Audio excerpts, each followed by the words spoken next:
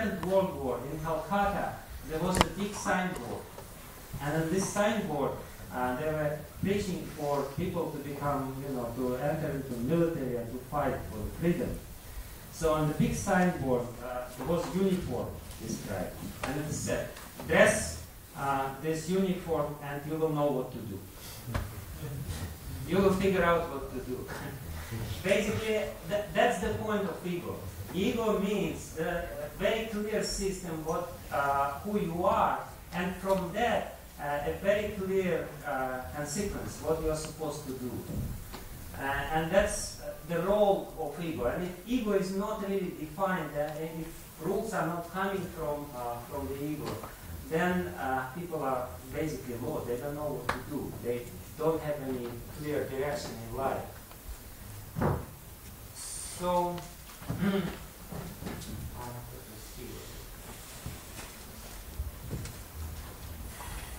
and ego is always formed through the relationship.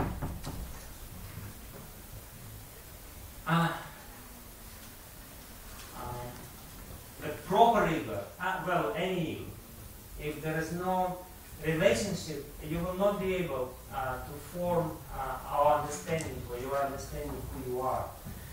So what I want to say, that the first point of strengthening our buddhi or our intelligence is to have very clear understanding of who we are in relationship with other people who surrounds us, and the primary relationship with our guru. Because as I said, that it's not by chance that Sankarshan represents, or Sankarshan is coming from whom? Originally. Who is original Sankarshan? Balaram. Balaram. And Balaram represents whom? Guru. So Balaram represents Guru, and that's why Bala is there also in this description. So this relationship with Guru formed proper ego, proper understanding. And as it is explained in Pancharatra literature, this is a very important point of Pancharatra literature, that from Sankarshan, from this deity, comes first understanding of who you are, this jnana, understanding of your spiritual identity ultimately, which should come to us throughout, from our Guru, who is the representative of Sankarshan or Balaram, original Guru. And then together with it, Bala comes. Bala means the strength or impetus to do spiritual practice. In other words, the first point, the first practical point which I wanted to say is that this relationship with the spiritual master have to be very clearly established, and my identity as his servant have to be very pronounced in my life.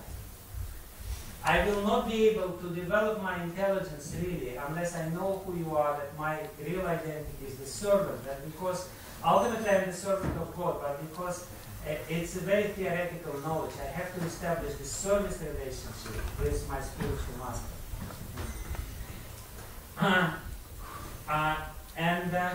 As I said, from spiritual master, and this is what we get from the proper ego. If the ego is proper, I know who I am. My understanding or my concept of who I am is not distorted, it's proper. I'm the servant. And from my relationship to spiritual master, and from my understanding of who I am, comes the impetus to act, which is called Bala. These two things are there. Impetus to act or impetus to perform sadhana. As I said, if the ego is proper, there are certain things which we don't argue about. Like we never ask, why do we have to perform Guru Puja every day? It's not a question of philosophical discussion. Let's sit and think. Is it conducive to our spiritual life or not? No, it's not the question. It's not in this area because it's coming from a certain source which has to be taken. It's a part of the rule, it's part of the game. It's an important part of our game before we're talking about anything else. Certain things have to be taken blindly because they are the direct manifestation of the understanding of who we are. This is coming with this identity.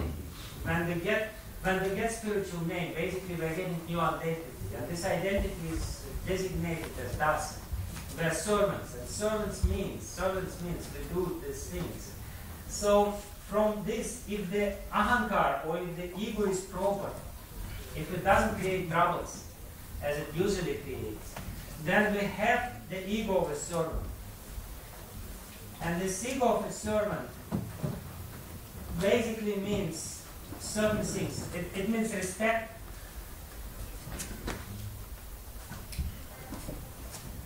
It means gratitude.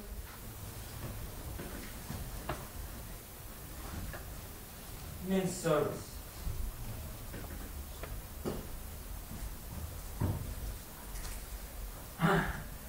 This is something which is there with the proper ego, which we should get in our relationship. And this is what we're getting in our relationship with spiritual master. He says, you are servant, and he gives the impetus, this relationship, this loving relationship with the spiritual master, gives us the push or impetus to perform spiritual practices and ultimately develop these attitudes which are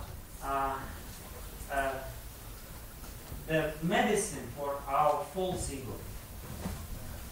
The false identity, which is not good, is cured by the service attitude and by relationship with the spiritual master. Basically, that's what I wanted to say.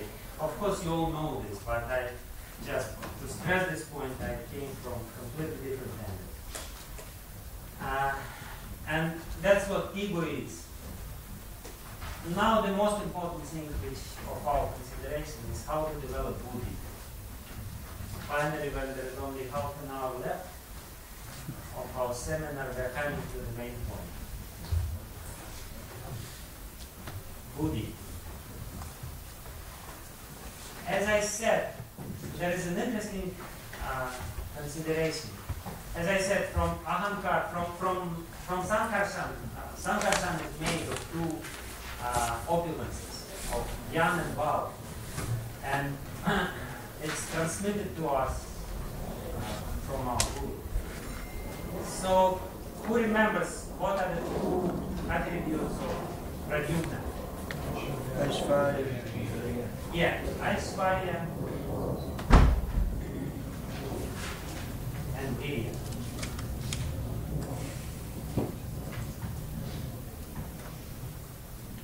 In case of proper buddhi, these two attributes are functioning in our life.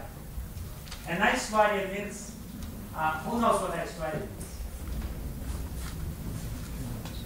Fame? What? Is it fame? No, it's not. Opulence. From which Sanskrit word it comes? Ishvara. Ishvara. Ishvara. And Ishvara means who? Controller. Ishvara means God or ruler or master. Aishvarya means how you call it?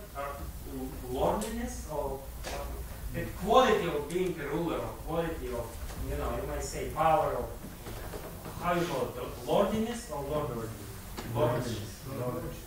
Huh? Anyway, whatever it is, it's Aishvarya. Aishvarya is this power or this ability.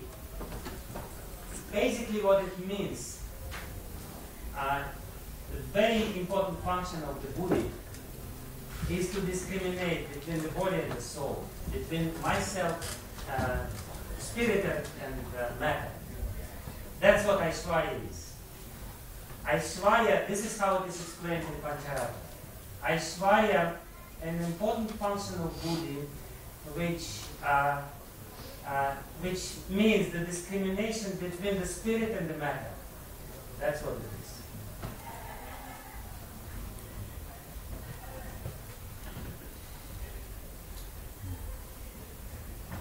When we are slaves of matter, we cannot discriminate. Strong buddhi means this ability in ours, which actually, makes us strong in the sense that we know this is spirit, this is matter, and we are spirit, we are not matter. And virya means the ability to apply spiritual knowledge in our life. When we apply spiritual knowledge in day-to-day life, in basically every moment of our life, this is virya.